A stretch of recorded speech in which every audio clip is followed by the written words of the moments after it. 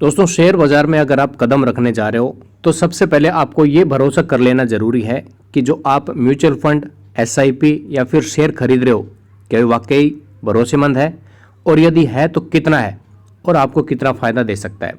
नमस्कार, स्वागत है एक बार फिर से दोस्तों आप सभी का आपके हमारे यूट्यूब चैनल इन्वेस्टमेंट गुरु के ऊपर। तो दोस्तों, अगर आप कोई शेयर खरीद रहे हो तो वो उसी प्रकार से जैसे आप किसी ब्रांड के कपड़े खरीदते हो, तो ब्रांड के कपड़े खरीदना भी उस कंपनी के ऊपर भरोसा करके खरीदे जाते हैं। इसी प्रकार से शेयर मार्केट में कोई शेयर खरीद रहे हो, म्यूचुअल फंड खरीद रहे हो, वो ब्रांड के ऊपर डिपेंड करता है, यानी कि उस कंपनी के ऊपर डिपेंड करता है। तो आज इस वीडियो में इसी के ऊपर हम डिस्कस करेंगे, क्योंकि पिछला वीडियो जो हमने बताया था कि स्मॉल कैप के सबसे 4 बढ़िया म्यूचुअल फंड कौन से हैं, तो काफ़ी लोगों ने ये पूछा कि भाई सबसे पहले तो आप ये बताइए कि स्मॉल कैप क्या होता है। तो उसी के ऊपर ये वीडियो दोस्तों कि स्मॉल कैप क्या होता है, मिड कैप क्या होता है, लार्ज कैप क्या होता है, और उन्हीं के ऊपर आपका पैसा यहाँ पे बनता है कि कितना पैसा आपको मिल सकता है। आसान सी भाषा में समझने की कोशिश करेंगे। स्मॉल कैप, मिड कैप और लार्ज कैप फंड्स क्या होते हैं, कंपनियां क्या होती है, शेयर बाजार में अगर आप कदम रख रहे हो तो सबसे पहले ये चीज़ें जानना काफ़ी ज़रूरी है। चलिए शुरुआत करते हैं वीडियो की। तो यहाँ पे दोस्तों आप देख सकते हो, एक ब्लैंक पेज के ऊपर चलते हैं। चलिए, यहाँ पे दोस्तों एक स्मॉल कैप हो गया, ये मिड कैप हो गया और एक लार्ज कैप हो गया। इन तीनों को दोस्तों कैटेगराइज किया गया है। कैप का मतलब होता है कैपिटल, यानी कि पूंजी। ठीक है दोस्तों, तो ये जो है कैपिटल के ऊपर डिपेंड करता है कि उस कंपनी की पूंजी कितनी है। तो अगर मैं बात करूं दोस्तों यहाँ पे स्मॉल कैप की, तो स्मॉल कैप जो कंपनियां हैं और मिड कैप और लार्ज कैप है, लार्ज कैप कंपनियां जो शुरुआत की 100 कंपनियां होती है, यानी कि 1 से लेकर 100 तक की जो कंपनियां हैं जिनका मार्केट कैपिटल 20,000 करोड़ से ज़्यादा होता है, वो कंपनियां जो है लार्ज कैप में आती है।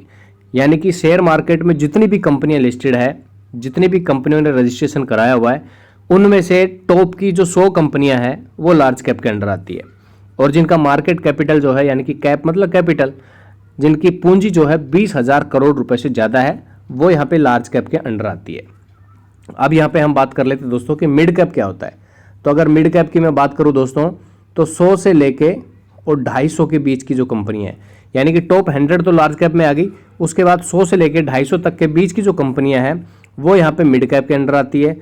और उनकी अगर कैपिटल की बात करें दोस्तों, तो 5,000 करोड़ से लेके और 20,000 करोड़ के बीच जिन कंपनियों का पास में पूंजी है वो मिड कैप के अंडर आती है।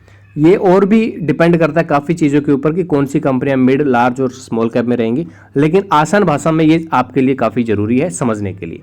चलिए, उसके बाद में हम बात कर लेते हैं दोस्तों कि स्मॉल कैप क्या होता है। अगर स्मॉल कैप कंपनियों की हम बात करें दोस्तों, तो 250 से लेके और उसके बाद की जितनी भी कंपनियाँ हैं, चाहे वो 6,000 कंपनियाँ लिस्टेड है, 7,000 कंपनियाँ हैं, 8,000 है, जितनी भी कंपनियाँ लिस्टेड है, वैसे मैं आपको बता देता हूँ कि 7,000 से ज़्यादा कंपनियाँ शेयर मार्केट में लिस्टेड है। तो 250 से लेके और जितनी बच गई कंपनियां जो लिस्टेड हैं शेयर मार्केट में, वो सभी आती है स्मॉल कैप के अंडर, और जिनका मार्केट कैपिटल जो है 5,000 करोड़ रुपए से कम होता है। कुछ कंपनियां तो जस्ट अभी स्टार्ट हुई होती है, जिनका आईपीओ आता है, लिस्ट होती है, वो सब कंपनियां जो है यहाँ पे दोस्तों स्मॉल कैप के अंडर आती है। तो ये तो हो गया एक मोटा मोटी भाषा, आसान भाषा में समझने के लिए। आपको मैं ये और भी समझा देता हूँ थोड़ा डिटेल में, अगर आप यहाँ पे पढ़ोगे दोस्तों। तो स्टॉक मार्केट में लिस्टेड सर्वाधिक मार्केट कैप वाली कंपनी 100 कंपनियों के शेयर मार्केट यानी कि लार्ज कैप कहलाते हैं।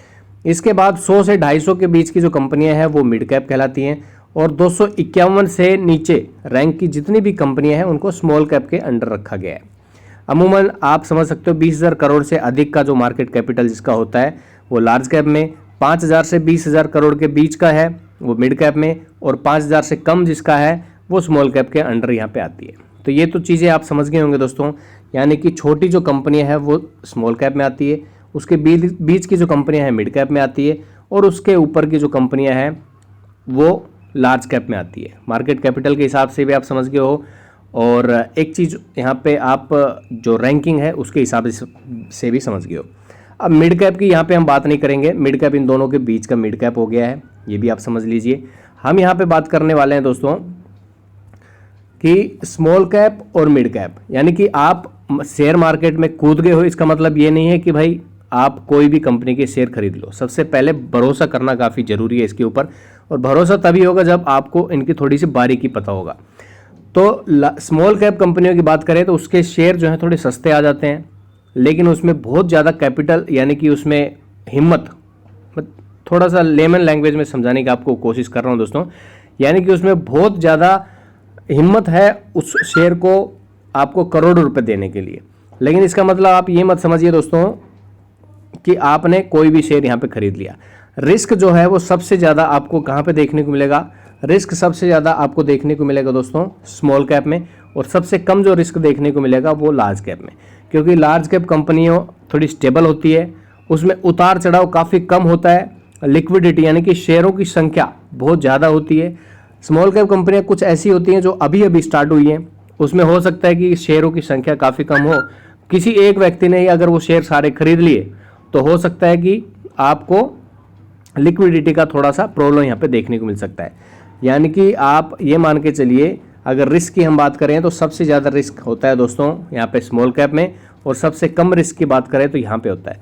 लेकिन अगर ग्रोथ की बात करें दोस्तों तो सबसे ज़्यादा रिटर्न देने की क्षमता जो है स्मॉल कैप में होती है, और सबसे कम रिटर्न देने की क्षमता की अगर हम बात करें दोस्तों तो सबसे कम जो रिटर्न है आपको मिल सकता है यहाँ पे लार्ज कैप में, क्योंकि दोस्तों स्टेबल होती है, काफ़ी धीरे धीरे ग्रोथ करती हैं। लार्ज कैप कंपनियां क्या होती है, स्मॉल कैप क्या होती है, जस्ट अभी अभी स्टार्ट हुई है, हो सकता है उसका शेयर 10 रुपये पे हो और वो बढ़ते बढ़ते 100 रुपये पे हो जाए, यानी कि आपको यहाँ पे 10 गुना का रिटर्न मिल गया।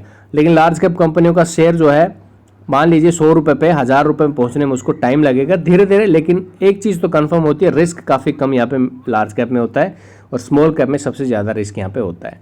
कोई भी कंपनी अगर दोस्तों यहाँ पे शुरू हुई है तो आप ये भी जान लीजिए बिल्कुल छोटे से वो शुरुआत करती है और धीरे धीरे बढ़ बढ़ के यहाँ पे आपको अच्छा रिटर्न यहाँ पे दे सकती है।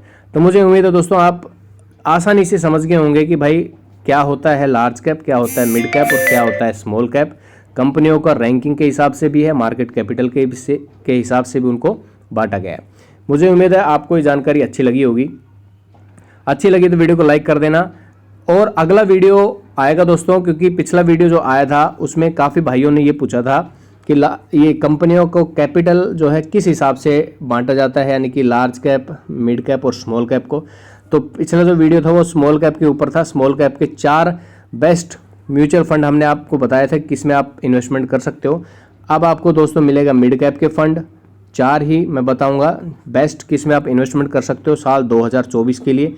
उसके बाद आपके पास में आएगा लार्ज कैप के ऐसे 4 बेस्ट म्यूचुअल फंड्स जिसमें आप इन्वेस्टमेंट कर सकते हो, क्योंकि म्यूचुअल फंड में आप SIP करते हो तो एक चीज़ तो मैं आपको बता सकता हूँ कि भाई 3 साल से ज़्यादा अगर आपने SIP कर लिया किसी भी म्यूचुअल फंड में तो रिटर्न जो है आपको कम से कम 10 से और 12% का रिटर्न आसानी से मिल जाएगा। लेकिन हाँ 3 साल कम से कम समय आपको वहाँ पे देना पड़ेगा।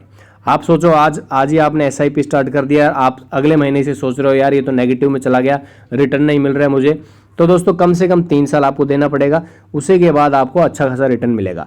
FD में तो आपको 6%, 4%, 5% के आसपास रिटर्न मिलता है वहाँ से, लेकिन ये म्यूचुअल फंड में दुगना रिटर्न आपको आसानी से यहाँ पे मिल सकता है। बाकी मुझे उम्मीद है दोस्तों आप समझ गए होंगे, लेमन लैंग्वेज में समझाने की कोशिश की है स्मॉल, मिड और लार्ज कैप फंड्स क्या होते हैं। अगर आपको वीडियो अच्छा लगे तो वीडियो को लाइक करना। सबसे ज़्यादा पैसा कहाँ बनेगा?